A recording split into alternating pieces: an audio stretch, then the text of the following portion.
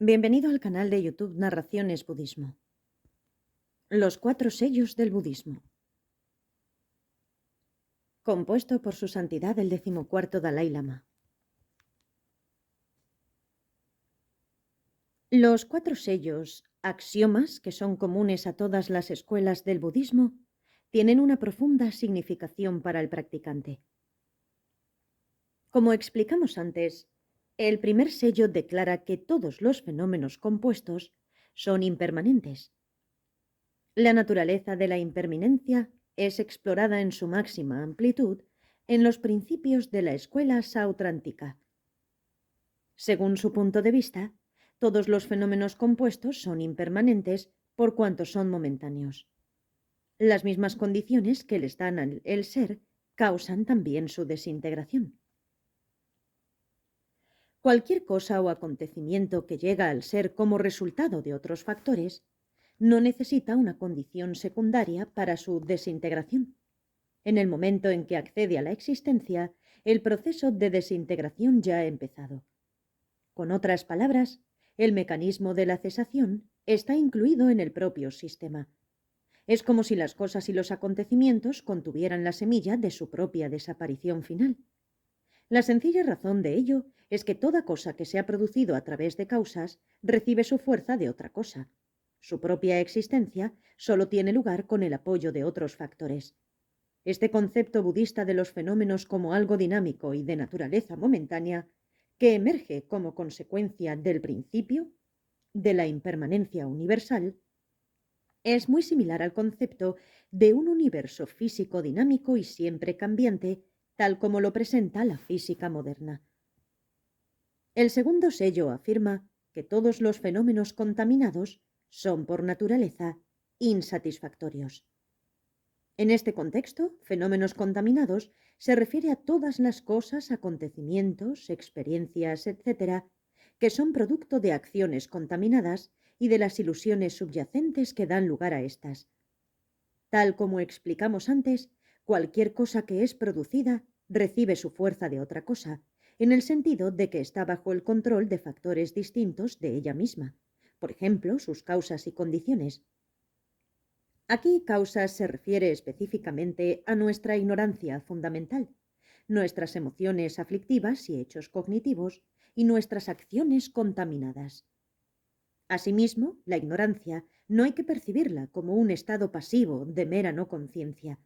Es más bien un estado ilusorio de la mente, una aprensión errónea fundamental de la naturaleza de la realidad. Esto lo afirman claramente varios maestros indios como Dharmakirti y Vasubandhu. Este último nos dice en su Abhidharmakosa, Tesoro del Conocimiento, que la ignorancia no es simplemente la ausencia de conocimiento, sino más bien la antítesis del conocimiento. Es conocimiento erróneo, una fuerza que se opone activamente al conocimiento, como la hostilidad se opone a la amistad y la falsedad se opone a la verdad.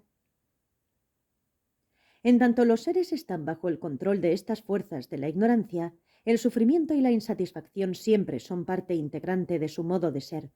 Y no debemos pensar que el sufrimiento o dukkha se refiere tan solo al sufrimiento físico o mental manifiesto. Es extremadamente importante que recordemos que las experiencias subyacentes de incomodidad e insatisfacción también son dukkha. Mediante la contemplación de estas dos marcas de la existencia condicionada, impermanencia y dukkha, uno puede crear en sí mismo un genuino renunciamiento, un deseo espontáneo, profundamente sentido, de liberarse de la esclavitud del sufrimiento.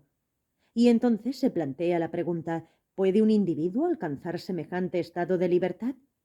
Y aquí es donde se hace evidente la significación del tercer sello. El tercer principio declara que todos los fenómenos están vacíos de autoexistencia. El camino que va de la impermanencia y lo insatisfactorio a la inexistencia del yo es muy claro. Aprendimos del principio de la originación dependiente que las cosas y los acontecimientos no acceden al ser sin unas causas.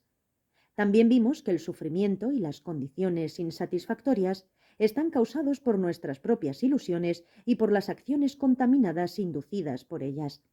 La raíz subyacente de todas las ilusiones es la ignorancia fundamental que aprende erróneamente la naturaleza de la realidad. Esta ignorancia es un estado de equivocación. Dado que aprende erróneamente la naturaleza de la realidad, no tiene un fundamento válido en nuestra experiencia ni en la realidad. De hecho, aprende la realidad de un modo contradictorio con la manera en que las cosas son realmente. Por consiguiente, en un estado de la mente erróneo y distorsionado. Siendo esto así, se abre por nosotros la posibilidad real de erradicarlo. Podemos logrando, generando la intuición que puede penetrar la ilusión creada por esta manera errónea de ver las cosas. La verdadera cesación es el estado que está libre de este modo distorsionado de percibir el mundo. Es una realidad que uno puede producir dentro de su propio continuo mental. No es un mero ideal. La naturaleza de la cesación es la paz verdadera. Por eso el cuarto principio, el nirvana es la paz verdadera, también es directamente relevante para nuestra práctica.